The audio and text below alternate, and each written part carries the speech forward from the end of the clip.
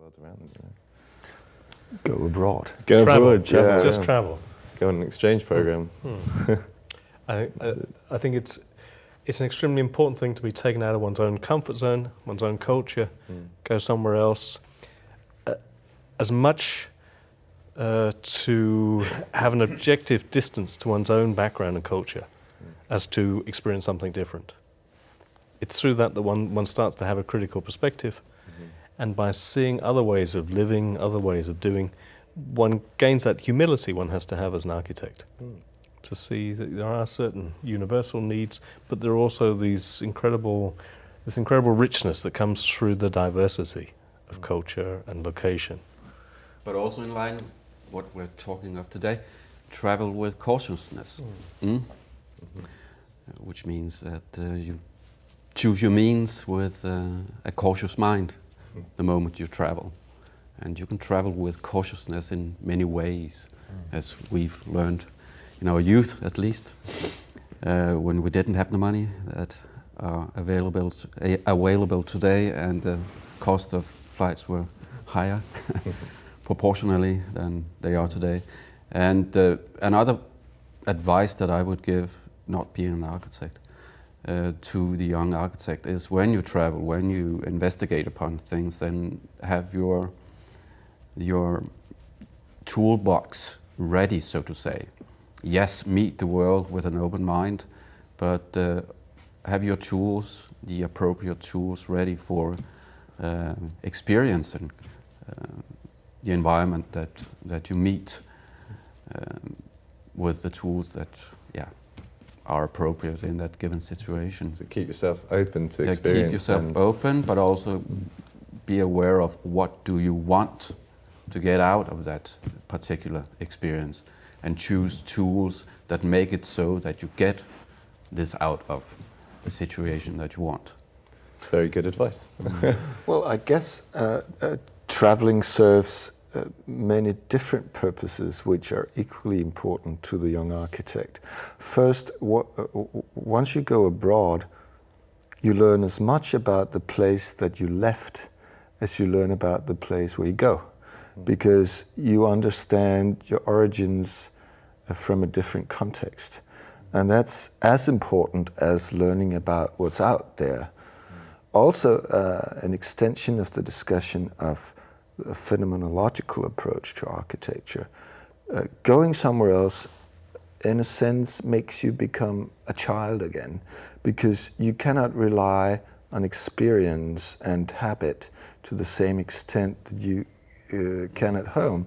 So you will have a more, open mind and open approach, and you will need to learn new ways, smell new smells, feel, have new tactile experiences by not just moving your mind, but also your body. And I mean that quite literally, because bodily experiences, I mean aesthetics in the broader sense, as something which relates to your senses much more than just to the faculty of sight, is very important in order to be able to create spaces which addresses your senses at large.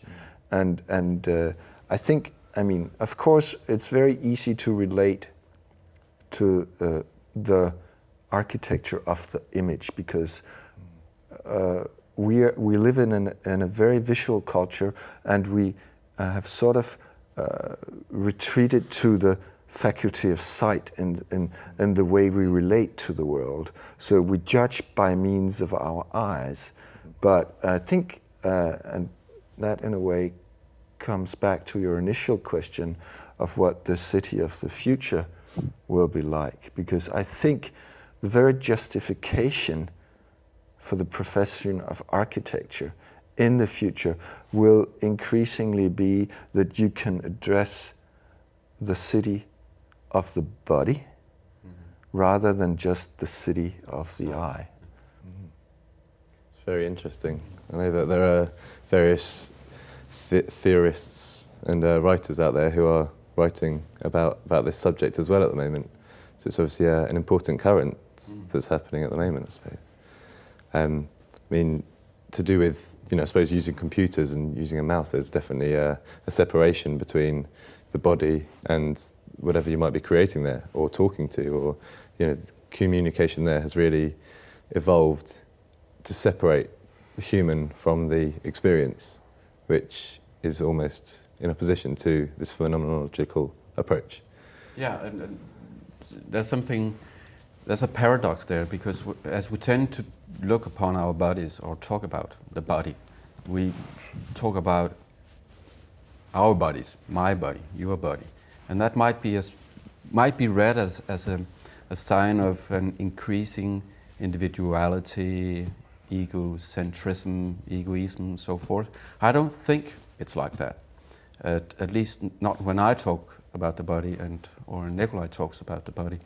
I think it's this collective, subjective body of ours that we're talking about. It's not my body, it's not the body of Nikolai we address. It's this collective, subjective body of senses and movement that is in play, and that we address as we talk about phenomenology and space and time.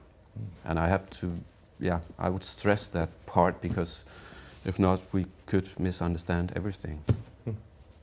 Well, it's very easy to pin down by means of an everyday example. I mean, the advent of electronic communication makes it very easy for our mind and our eyes to travel.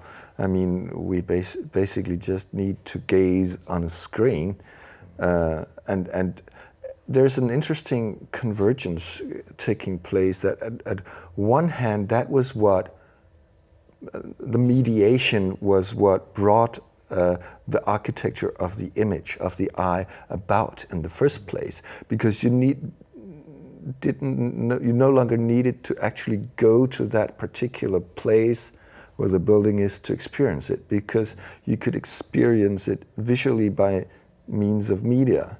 But on the other hand, to have any importance left for architecture, because you need not actually build the building any longer to convey the image of the building. You just need to do a rendering, basically. But for architecture to still have a justification, you would have to engage senses other than the eye, because that's what adds to the experience. How does it sound? How does it smell? But I think one wants to be optimistic. I think the fact that we are, we have so much input, we have so much information, all this visual information that's available to us is actually encouraging us to want to see and experience things more directly. As a society, there have never been as many people traveling as there is today. We take that as almost our birthright to be able to experience, the wonders of many other cultures. And I think there is a strong need amongst increasing numbers of people for the authentic experience. It's not just the virtual that we're interested, or the superficial. I think actually there is a fundamental human desire to have an experience of things that are significant, that are real. And authentic. Yes. Okay, well, on that note, I would like to thank you three gentlemen very much for your input in this discussion. And I think the topics that we've covered here have been very useful and very broad. It's also specific. I think there's lots of lessons that we can take from it. And I hope that the rest of the Emergent Studio will also be able to learn a lot from it, just as I have.